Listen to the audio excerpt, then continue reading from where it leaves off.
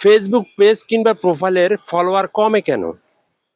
দিন দিন আপনাদের ফলোয়ার কমে যাচ্ছে। অনেকে কমেন্ট করেন, ভাই আমার পেজের ফলোয়ার কমে যায়, ভাই আমার প্রোফাইলের ফলোয়ার দিন দিন কমে যাচ্ছে, ডাউন হয়ে যাচ্ছে, মাইনাস হয়ে যাচ্ছে।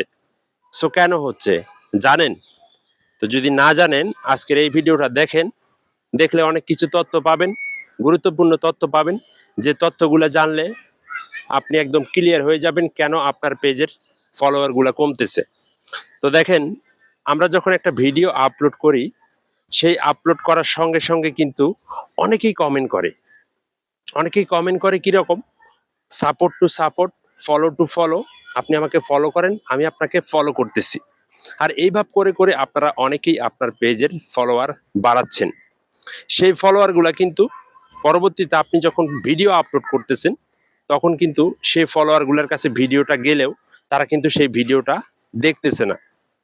তো যার কারণে সেই মানে সেই আপনার যে ফলোয়ারটা রয়েছে, ফলো করেছে, ফলো টু ফলো করে, সেই ফলোয়ারটা কিন্তু আপনার অ্যাক্টিভ না, ইনঅ্যাক্টিভ। অর্থাৎ এই ইনঅ্যাক্টিভ ফলোয়ার কিন্তু ফেসবুক রাখতে চায় না।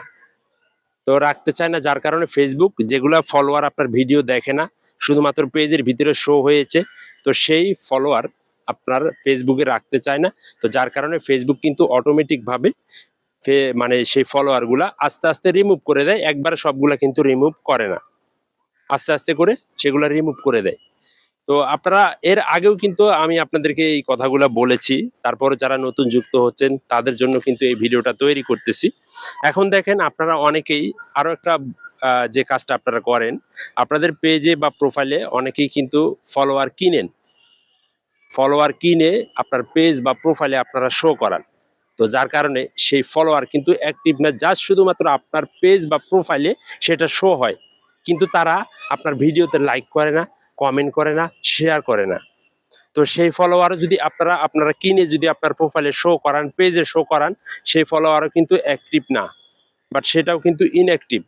তো সেগুলো কিন্তু ফেসবুক রিমুভ করে দেয়। এখন আরো কিছু ফলোয়ার রয়েছে যারা আপনার পেজটা ফলো দিয়েছে, কিন্তু আপনার ভিডিওটা ভালো লাগে না। একটা ভিডিও ভালো লাগছে, ওইটা দেখে আপনার পেজটা ফলো দিছে, পরবর্তী যে ভিডিও আপলোড করেন সেই ভিডিও তাদের ভালো লাগে না। তো যার কারণে তারা কি করে, আপনার পেজটা আনফলো করে দিয়ে চলে যায়। তো আনফলো করে দিয়ে চলে যাও, এটাও কিন্তু একটা কারণ। অনেক ফলোয়ার রয়েছে আনফলো করে, আপনার ভিডিও দেখতে দেখতে তারা বিরক্ত হয়ে যায়, যে আপনি প্রথমে ভালো ভিডিও দিচ্ছেন, পরবর্তীতে যে ভিডিওগুলো দিতেছে সেগুলো তাদের ভালো লাগতেছে না। বাট যার কারণে কিছু ফলোয়ার রয়েছে আনফলো করে দিয়ে তারা কিন্তু আপনার পেজ থেকে বেরিয়ে চলে যায়। তো এই হচ্ছে কারণ। আপনারা অবশ্যই যদি ফলোয়ার বাড়াতে চান, ফলোয়ার ধরে রাখতে চান, এঙ্গেজিং বাড়াতে হবে, এঙ্গেজমেন্ট রাখতে হবে। এঙ্গেজমেন্ট কি এটাও আপনাকে জানতে হবে। আপনার ভিডিওতে মানে আকর্ষণ কিছু থাকতে হবে, দর্শক ধরে রাখতে হবে, দর্শককে ভালো কিছু দিতে হবে। যদি দিতে পারেন, আপনার ভিতরে যদি ক্রিয়েটিভিটি থাকে, বুদ্ধি থাকে, মানুষের অপেক্ষা করে কোনো লাভ নাই, মানুষের আশা করে ভিডিও করে কোনো লাভ নাই। আপনার নিজের ভিডিও নিজেকে করতে হবে, নিজের ফলোয়ার নিজেকে বাড়াতে হবে, নিজের পেজ নিজেকেই বড় করতে হবে। কেউ আপনাকে পেজ বড় করে দিবে না। কোনো মানে সেলিব্রিটির কাছে যাবেন একটা ভিডিও তৈরি করানোর জন্য, শুধুমাত্র জাস্ট ওই ভিডিওটাতে আপনার ভিউ হবে, পরবর্তীতে আপনি কি করবেন? তাই আমি আপনাদেরকে বলবো, ভাই নিজের পায়ে নিজে দাঁড়ান, নিজের চেষ্টা নিজে চালিয়ে যান, নিজের মধ্যে যা আছে তা দিয়ে আপনি এগিয়ে যান, ভালো কিছু করার জন্য চেষ্টা করেন। এমনিতেই ভিডিও যখন ভাইরাল হবে অটোমেটিক ভাবে আপনার ফলোয়ার বেড়ে যাবে। তো আশা করি বুঝতে পেরেছেন। ভালো লাগলে লাইক, কমেন্ট, শেয়ার আর আপনার মূল্যবান মতামত আপনারা জানিয়ে যাবেন। পরবর্তী নেক্সট ভিডিওর জন্য পেজটা ফলো দিয়ে রাখবেন। ধন্যবাদ।